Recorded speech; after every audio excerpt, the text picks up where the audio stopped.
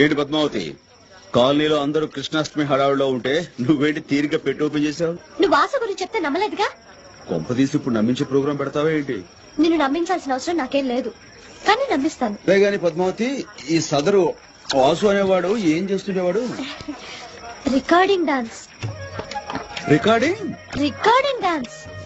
ఓహో, అనుకున్నాను. అందుకునేనా నీ చేతి రాంగ్ స్టెప్ ఇచ్చాడు? రాంగ్ స్టెప్ ఏం కాదు, కరెక్ట్ స్టెప్లే. అసలు విషయం చెప్పాలంటే వాసుకి ఏ హీరో వేషం కంటే అచ్చు ఆ హీరోలో స్టెప్పులు వేసేవాడు.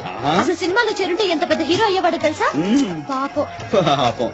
ఇప్పుడు ఆ పని మీదే నీ 7 వారాల నగలతో చెన్నై చెక్కేస్తుంటాడు. ఏం కాదు, నువ్వెప్పుడు వాసు గురించి ఇలాగే చెప్తావు.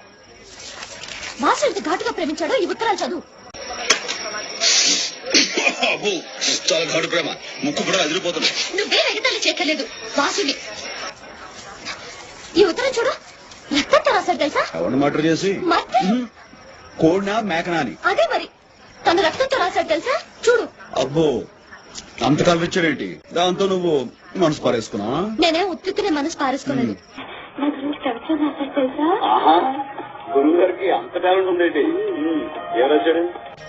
నాకు సిగ్గేస్తుంది, నువ్వే చదువు. అబ్బా, నాకెందుకమ్మా అంత అదృష్టం? నువ్వు చదివి వినిపించు, తరిస్తా. ప్రియాతి ప్రియమైన పద్మావతికి నేను చూడగానే నేనేంటో అయిపోయాను. నాకేదో వచ్చేసింది.